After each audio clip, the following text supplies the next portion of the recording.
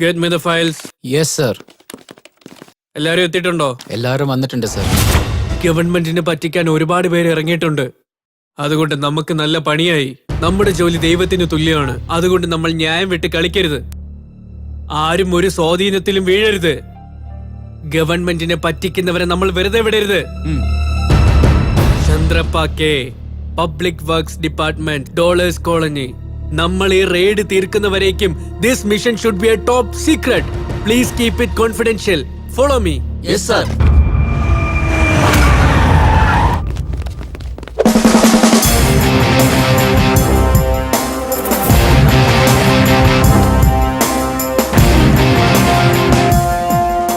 You are Mr. Chandran Menon?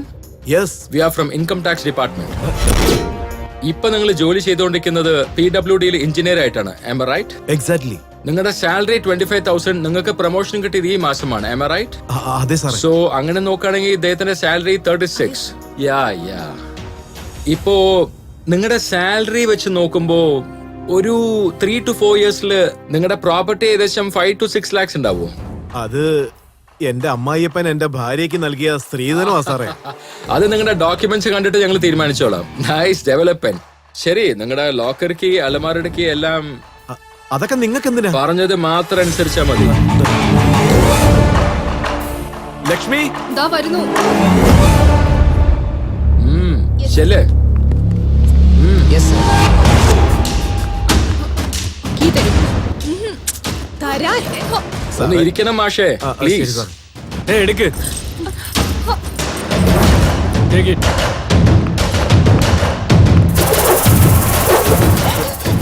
കരയല്ലേ മോളെ. Follow her. Yes sir. ഏട്ടാ എന്താ നീ ഇത്? പേടിക്കല്ലേ, ധൈര്യമായിട്ടിരിക്കും.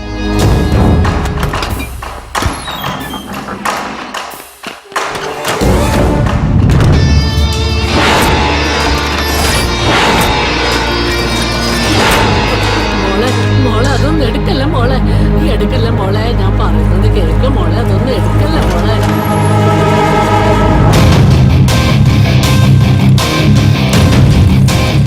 തരില്ല തരില്ല, ഞാൻ തരില്ല. വിടാനാ പറഞ്ഞത്, ഞാൻ തരില്ല.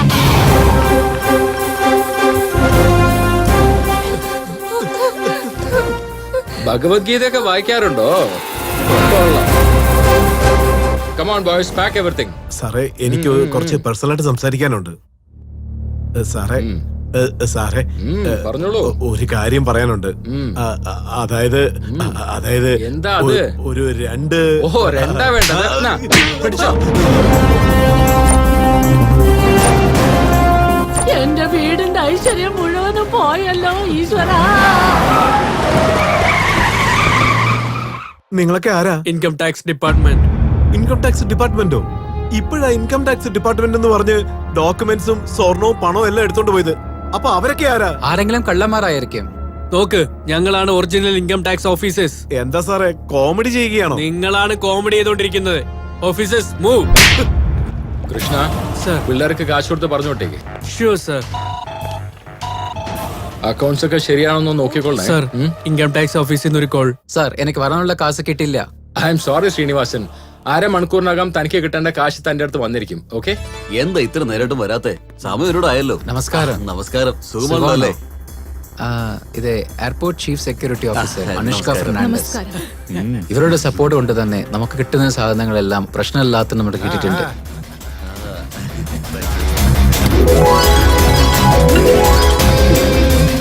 We need same cooperation in future also. Sure sir.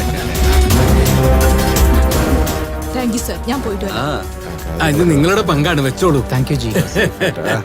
സാധനം സൂപ്പർ ആണ്. നീ കേറാ, ഞാൻ പോലീസ് കംപ്ലൈന്റ് ചെയ്യും. എന്റെ പേര് പറഞ്ഞാൽ തന്നെ പോലീസ് കംപ്ലൈന്റ് വാങ്ങാൻ പേടിക്കും. അപ്പോഴാണോ നീ കംപ്ലൈന്റ് ചെയ്യാൻ പോകുന്നത്? എടാ ദേവാ, എല്ലാം എടുക്കടാ.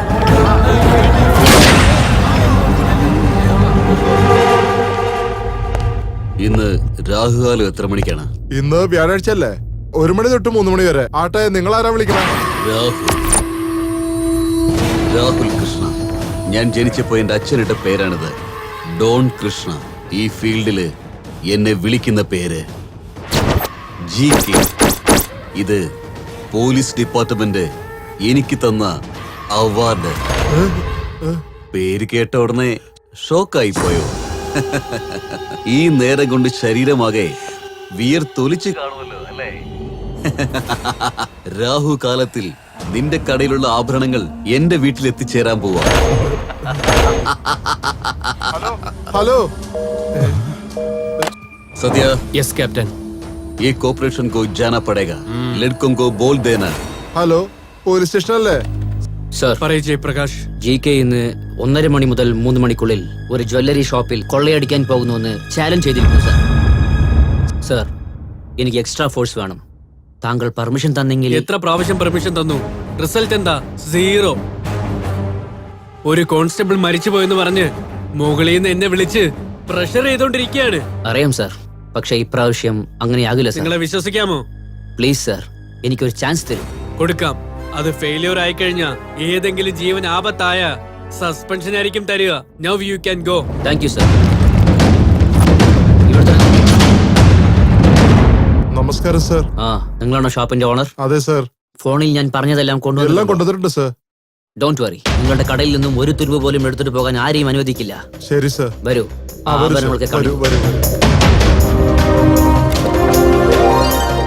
ഇതെല്ലാം റോൾഡ് ഗോൾഡ് ആണ്. അതെ സർ, ഈ 4 ബോക്സ് റോൾ ഗോൾഡ് ആണ്.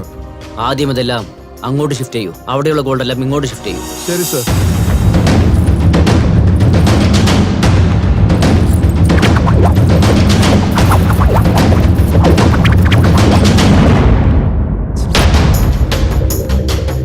ഇതെല്ലാം തന്നെ പോലീസ് സെക്യൂരിറ്റിയോട് കൊണ്ടുപോകും. Okay, ഇത് sir. എവിടെ വെക്കണമെന്ന് മാത്രം പറ. സർ, ഇവിടെ അടുത്ത് എനിക്കൊരു ഫാം ഹൗസ് ഉണ്ട്. Okay fine. കൂടെ നിങ്ങൾക്ക് വിശ്വാസമുള്ള ഒരാളെ ഇവിടെ. ശങ്കർ.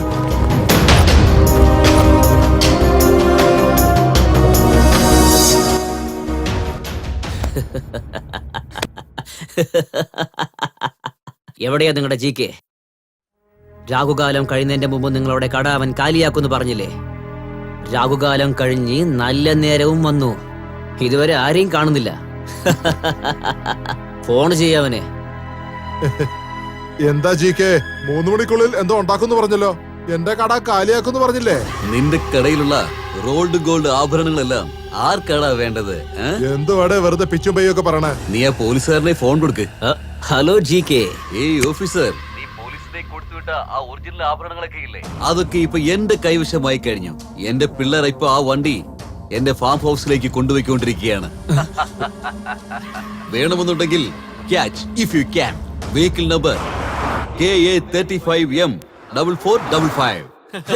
ഇതെല്ലാം എടുത്ത് ക്യാപ്റ്റന്റെ കയ്യിൽ കൊണ്ടുപോയി കൊടുക്കാം.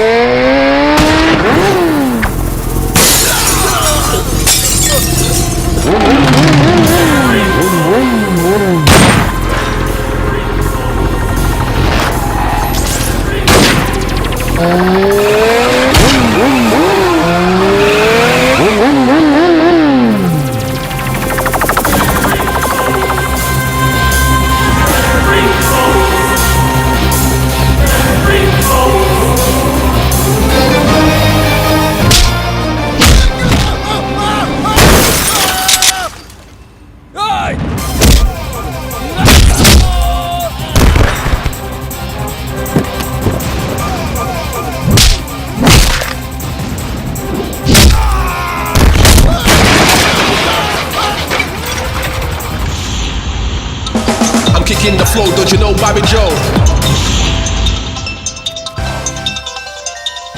ഹലോ, നീ ഇപ്പൊ എവിടെയാണ്? 3 പേർ on the way to hospital. 2 പേര് ശ്മശാനത്തിലേക്ക് പോയി. നിനക്ക് ഇൻഫർമേഷൻ തരാനായിട്ട് ഒരാൾ വരുന്നുണ്ട്.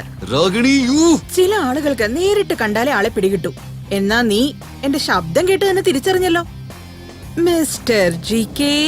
രാഗിണി, നിന്നെ ഞാൻ വെറുതെ വിടില്ല. I will kill you. I'm kicking the flow, don't you know Bobby Joe? When I come around, I get down to the hit bounce sound. Kicking the flow, don't you know Bobby Joe? When I come around, I get down to the hit bounce sound.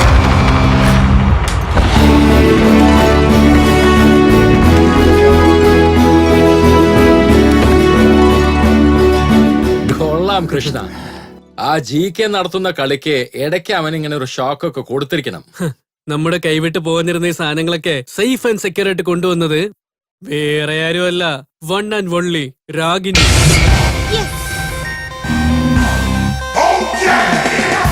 Beauty with brain. നിന്നോട് ആരാ അങ്ങോട്ട് പോകാൻ പറഞ്ഞ്?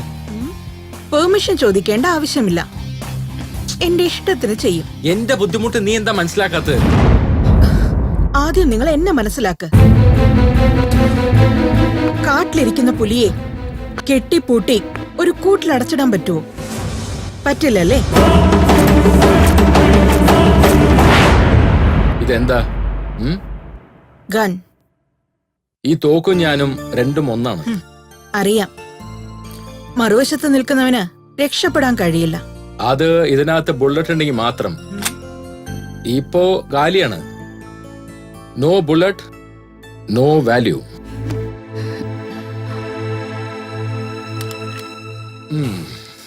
നീ ആ bullet പോലെയാണ്. നീ എന്റെ ജീവനാണ് മോളെ. നീ ഇല്ലെങ്കിൽ പിന്നെ ഞാനില്ല.